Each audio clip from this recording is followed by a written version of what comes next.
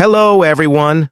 Tonight, we were stepping deep into the freezing dark, into the kind of winter that doesn't just chill your bones, it swallows them.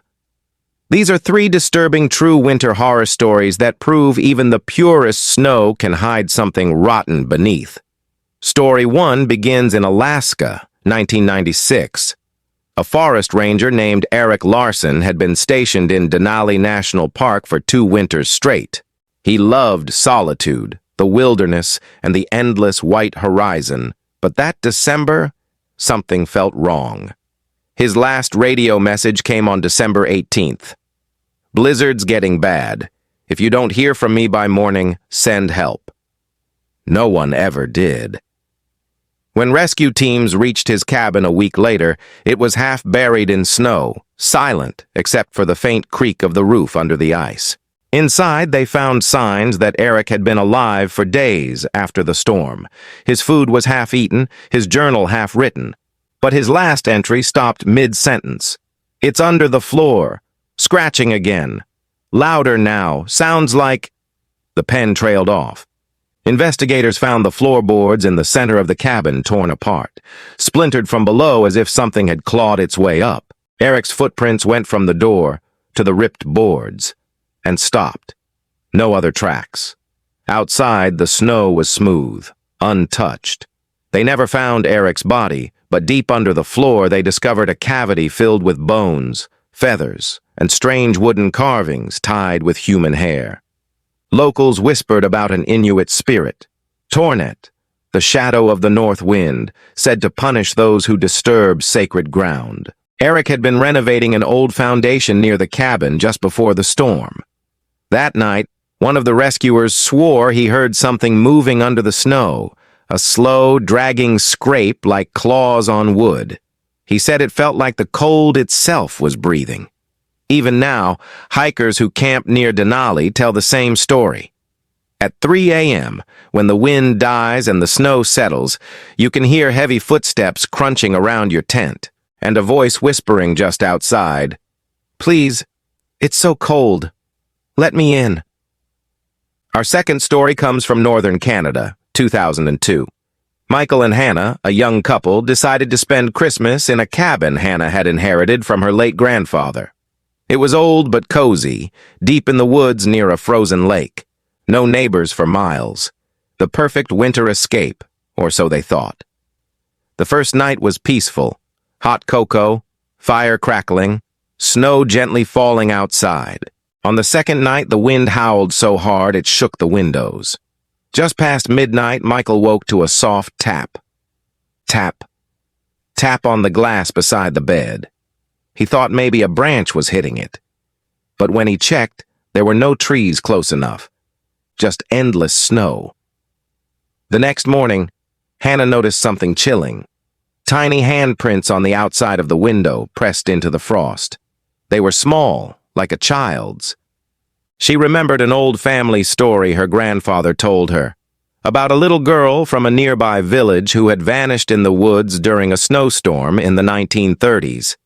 The villagers said she froze to death searching for home. And every winter since, she knocked on cabin windows, begging to be let in. Michael laughed it off, saying it was just ice patterns. But that night, the tapping returned, faster this time. Michael shouted, "Who's there?" But the sound stopped immediately. Then came a faint laugh, childlike, echoing from the woods. He grabbed a flashlight and stepped outside. The temperature was below 25. The snow was knee-deep.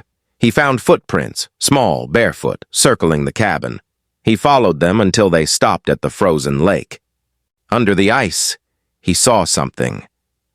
The faint outline of a little girl's face, staring up at him, her mouth open, as if calling out. He ran back to the cabin, heart pounding. But Hannah was gone. Her boots were still by the door. He followed her tracks back to the lake. They ended at the same spot where the face had been. The next morning, rescuers found the cabin door wide open, the fire long dead. No signs of either of them. Just one message written in the frost on the window. One word, cold.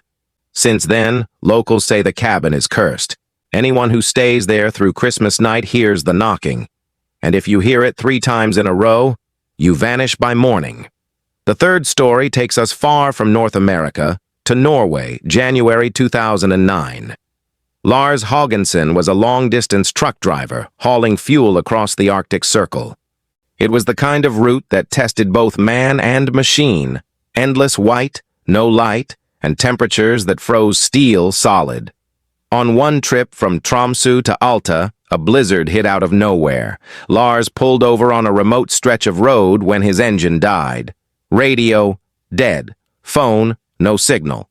He wrote in his logbook at 11:52 p.m., "Something outside. Looks like a man with a lantern." That was the last normal entry.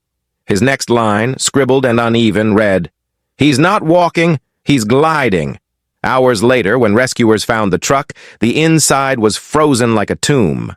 Lars sat in the driver's seat, eyes open, face twisted in terror. His recorder was still running.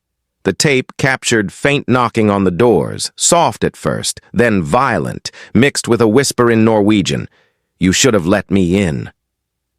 The snow outside had no footprints, but etched into the frost on the windshield were 5 long finger marks from the inside.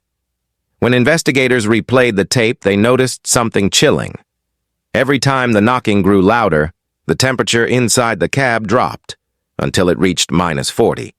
Locals later said Lars had parked near an old Sami burial site, the kind where frost spirits were said to wander. Truckers still talk about seeing a blue light in the blizzards of that route, like a lantern swinging through the storm. And if you ever break down there, you'll hear that same knocking on your cab. The ones who open the door are never found. But the most disturbing part of all these stories isn't what happened to them. It's how winter hides what it takes.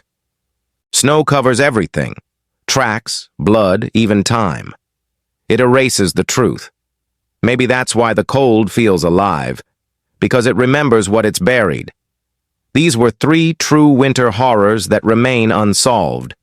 Stories passed from rescuer to rescuer, told around campfires and cabin hearths, each time with one warning: never ignore the knocking, never follow the footprints, and never ever spend the night alone in the storm. Because sometimes the cold isn't just weather. Sometimes it's waiting. And when the snow falls silent and you think you're safe inside, that's when it comes back. The wind outside your window tonight, the soft tapping sound. Maybe it is just the branches, or maybe it's someone still wandering, still cold, still knocking, asking to come in. Whatever you do, don't open the door. Thank you for watching Shdows Secrit. Don't forget to like, share, and subscribe for more terrifying stories from the shadows.